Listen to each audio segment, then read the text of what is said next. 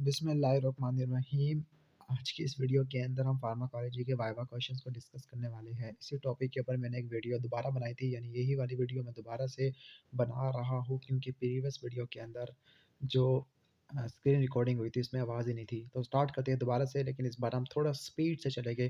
तो सबसे पहला क्वेश्चन है, बीटा ब्लॉकर के side effect uses local anaesthetic activity किसकी नहीं होती है। जो बीटा ब्लॉकर के जो साइड इफेक्ट होते हैं, साइड इफेक्ट में कुछ हार्ट के ऊपर होते हैं, कुछ जीआईटी के ऊपर होते हैं। लाइक हार्ट के ऊपर आप कह सकते हो कि ब्रेडिकार्डिया होता है, रेस्पिरेटरी सिस्टम के ऊपर ब्रोंकोस्पैज्म होता है। जीआईटी के ऊपर कह सकते हैं कि अल्सरेशन वगैरह देखने को मिल सकती है म्यूकोसा की। ठीक हो गया। और जो हार्ट के ऊपर ब्लॉक वगैरह हो सकता है, ठीक है, यानी हार्ट ब्लॉक हो सकता है और डिफरेंट टाइप के एरिथमिया वगैरह हो सकते हैं बीटा ब्लॉकर की वजह से। ठीक हो गया।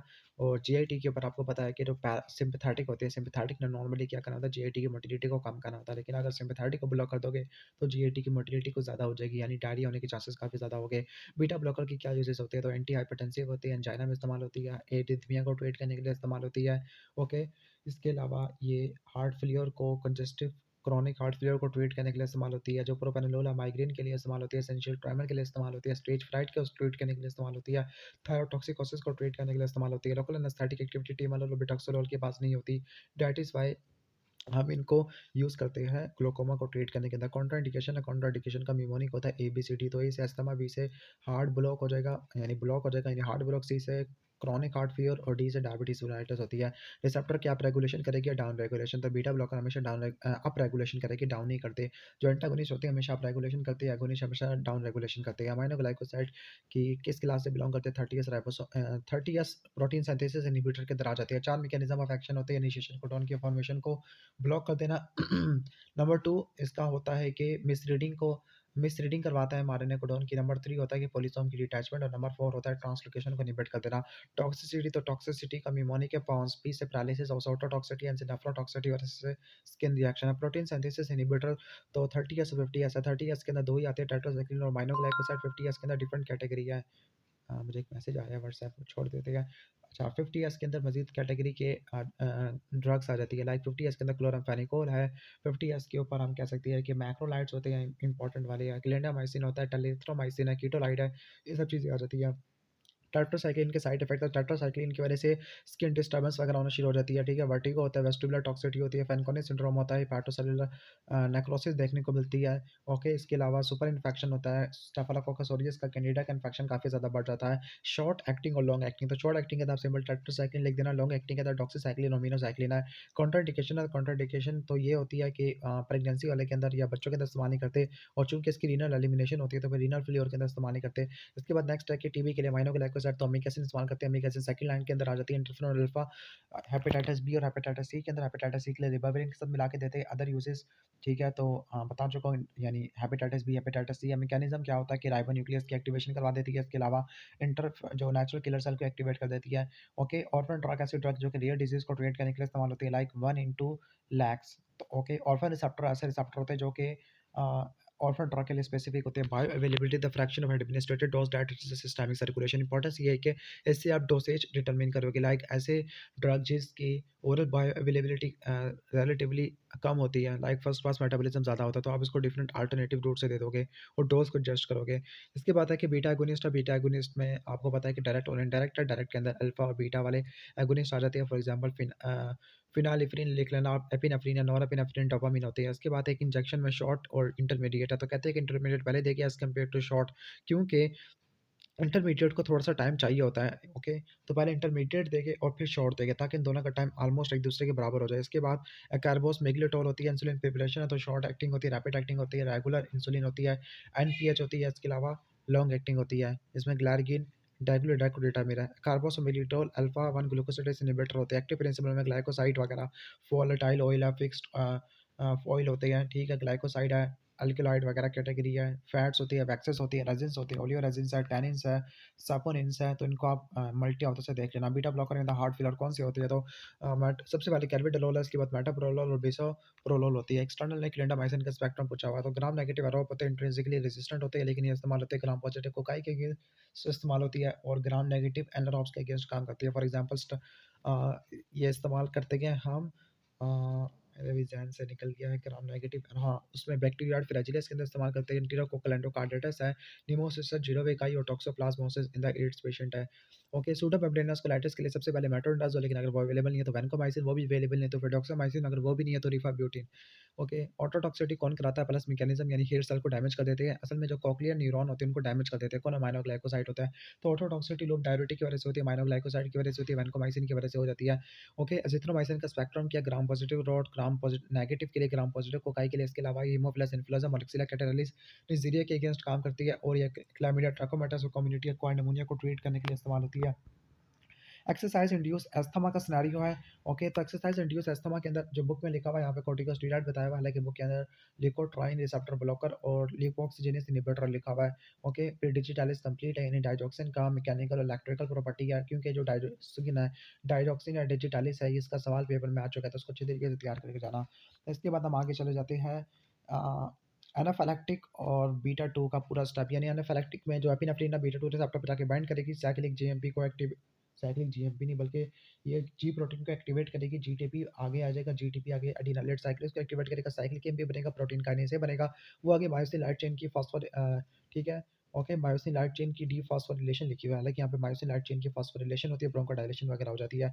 ओके, तो जो एसाइक्लोविरस का मैकेनिज्म, तो एसाइक्लोविर पहले थायमिडिन काइनेज एक्टिवेट होता है, पहले मोनो में, फिर ट्राई में कन्वर्ट होता है, फिर इसके बाद ये चेन के अंदर इनकॉर्पोरेट होने के बाद डीएनए की रेप्लिकेशन को ब्लॉक कर देगा, कॉम्पिटिटिव इनिबिशन होता है डीएनए पॉलीमरेज का।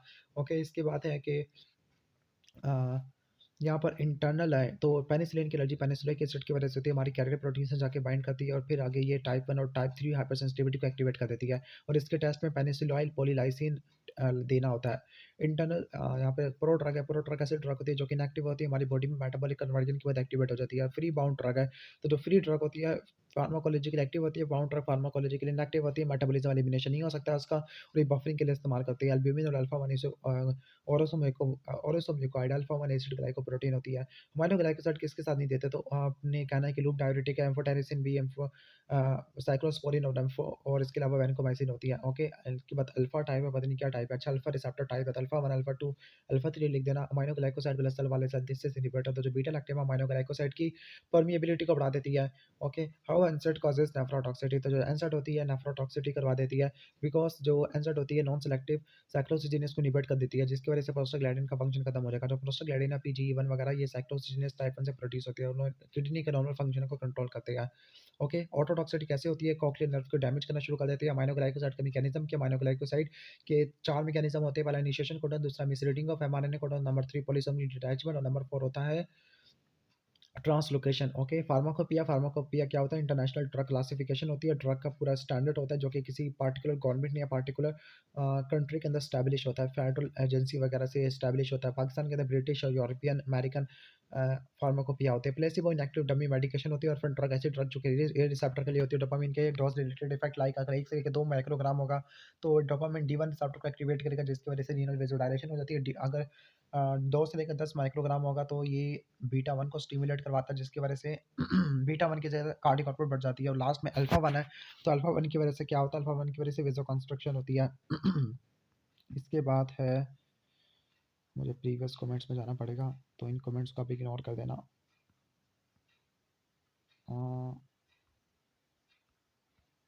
Okay, IRR test, international normalised ratio test, ये प्रोथ्रोम्बिन टाइम होता है। ये प्रोथ्रोम्बिन टाइम एक्सट्रिंसिक पाथवे के क्लोटिंग फैक्टर को देखने के लिए काम आता है। आई थिंक इसमें तीसरा, सातवां, नौवां, 10वां ये सब चीज़ें होगी, तो ये जो होता है वारफरिन के लिए इस्तेमाल करते हैं। इसके बाद डाइजॉक्सिन टेस्ट है। डाइजॉक्सिन टेस्ट ये डाइजॉक्सिन की आगे मॉनिटरिंग कर लिए, प्लाज्मा कंसंट्रेशन को मॉनिटर करने के लिए, इलेक्ट्रोलाइट कंसंट्रेशन को देखने के लिए किया जाता है। लो मॉलिक्यूलर वेट और अनफ्रैक्शनेटेड में क्या डिफरेंस होता है? तो जो लो मॉलिक्यूलर वेट होता है, इसके अंदर आपने एग्जांपल, लो मॉलिक्यूलर वेट फ्रैक्शनेटेड होता है, ठीक है, जबकि अनफ्रैक्शनेटेड वाला ये हाई मॉलिक्यूलर वेट होता है। ओके, जो लो मॉलिक्यूलर वेट, इसमें डाल्टाबरेट, डेंजापिरिन वगैरह, ये आपने एग्जांपल दे देनी है। ओके, तो इसका क्या डिफरेंस होता है लो मॉलिक्यूलर वेट का और हाई मॉलिक्यूलर वेट का?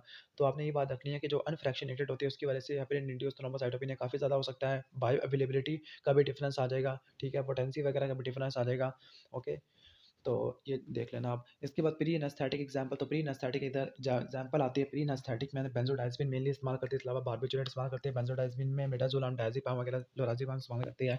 एफिनिटी और इंट्रिंसिक एक्टिविटी में क्या डिफरेंस होता है? एफिनिटी क्या होता है? मतलब होता है कि ड्रग रिसेप्टर से किस तरह से कंबाइन करती है।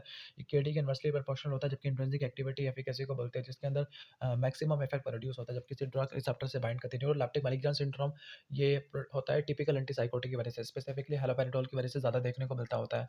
न्यूरोलेप्टिक मैलिग्नन सिंड्रोम से मसल की रिजिडिटी होती है, स्वेटिंग खत्म हो जाती है, हाइपरथर्मिया वगैरह हो सकता है, ट्रेमर होती है, और ये इसको ट्रीट करने के लिए डेंटोल नींद देती है। बायोफेज या बाईफेज होता है, डिस्ट्रीब्यूशन मॉडल है, कंपार्टमेंटलाइजेशन होती है, इसमें दो फेजेस होती है, एक होता है ब्लड कंपार्टमेंट और दूसरा इंटरस्टिशियल कंपार्टमेंट होता है। डिस्ट्रीब्यूशन मॉडल है। बायो ट्रांसफॉर्मेशन ये ड्रग का अल्टरेशन होती है बायो केमिकल रिएक्शन के जरिए। प्रो ड्रग ऐसी ड्रग होती है जो कि इनएक्टिव होती है, लेकिन हमारी बॉडी में मेटाबॉलिक कन्वर्जन के बाद एक्टिव हो जाती है।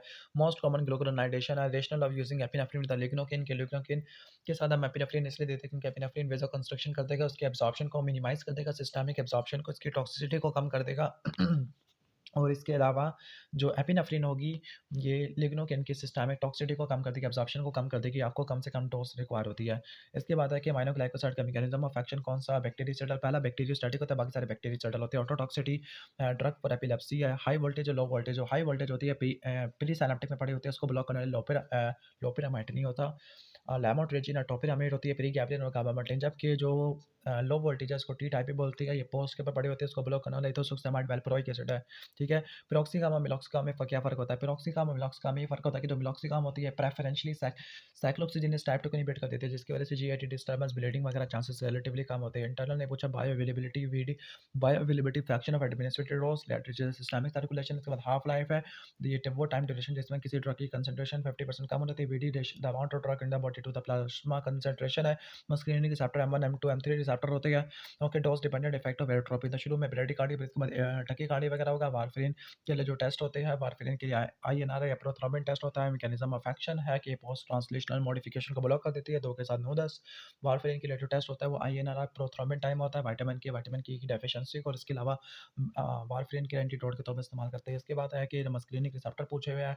एड्रीनल रिसेप्टर है, मस्कुलिनिक M1 M2 M3 adrenal receptor होते हैं। Alpha 1 alpha 2 alpha 3 beta 1 beta 2 beta 3 होते हैं। बायो ट्रांसफॉर्मेशन के अंदर फेज 1 और फेज 2 होते हैं। फेट क्या होता है? बायो ट्रांसफॉर्मेशन का, कि ड्रग को एलिमिनेट करना किडनी से या यूरिन से, क्लियरेंस कर देना। सिग्नलिंग मैकेनिज्म क्या होते हैं? सिग्नलिंग मैकेनिज्म में तो जी प्रोटीन कपल रिसेप्टर, यानी जो मेम्ब्रेन स्पैनिंग रिसेप्टर होते हैं, ट्रांस मेम्ब्रेन वाले कुछ रिसेप्टर टायरोसिन काइनेज होती है, इंट्रासेलुलर रिसेप्टर होते हैं, और आइनोट्रोपिक रिसेप्टर होती है। एपिनेफ्रिन को एनाफिलैक्टिक शॉक वैसे देते हैं क्योंकि अल्फा 1 रिसेप्टर के जरिए वेजो कंस्ट्रक्शन करा देती है, बीटा 1 के जरिए कार्डियक आउटपुट को बढ़ा देती है, और बीटा 2 के जरिए ब्रोंकोडायलेशन करवा देती है। एपिनेफ्रिन और नॉर एपिनेफ्रिन में क्या फ़र्क होता है? नॉर एपिनेफ्रिन की वजह से डायस्टोलिक ब्लड प्रेशर रिलेटिवली बढ़ जाता है, लेकिन एपिनेफ्रिन की वजह से डायस्टोलिक ब्लड प्रेशर इफेक्ट नहीं होता। एपिनेफ्रिन सिर्फ और सिर्फ नहीं, एपिनेफ्रिन आपको स्टिमुलेट करवा देती है, अल्फा 1, अल्फा 2, बीटा 1, बीटा 2, लेकिन जो नोरेपिनेफ्रिन है, अल्फा 1, अल्फा 2, बीटा 1 तक जाती होती है, बीटा 2 की तरफ नहीं जाती होती। दैट इज़ व्हाई कि हम इसको आगे एनाफिलैक्टिक शॉक में इस्तेमाल नहीं कर सकते। हाँ, ये बाकी दूसरे शॉक वगैरह को ट्रीट करने के लिए इस्तेमाल होती है।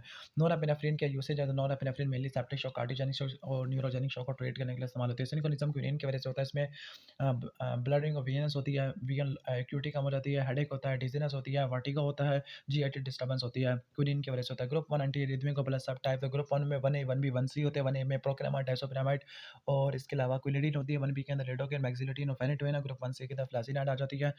ओके, फिर bio availability, the fraction of administered dose, that is systemic circulation, active principal, किसी भी क्रूड ड्रग का वो पार्टिकुलर पार्ट जो कि असल में फार्माकोलॉजिकल इफेक्ट प्रोड्यूस करता है। इसके अंदर अल्कलॉइड आ सकते हैं, इसके अलावा ग्लाइकोसाइड आ सकते हैं, फैट्स आ सकते हैं, ऑयल आ सकते हैं, वोलेटाइल ऑयल आ सकते हैं, फिक्स्ड ऑयल आ सकते हैं, वैक्सीज आ सकती है, रेजिन्स आ सकते हैं, ओलियो रेजिन्स आ सकती है। तो ये आप मल्टी ऑथर से देख लेना इसको।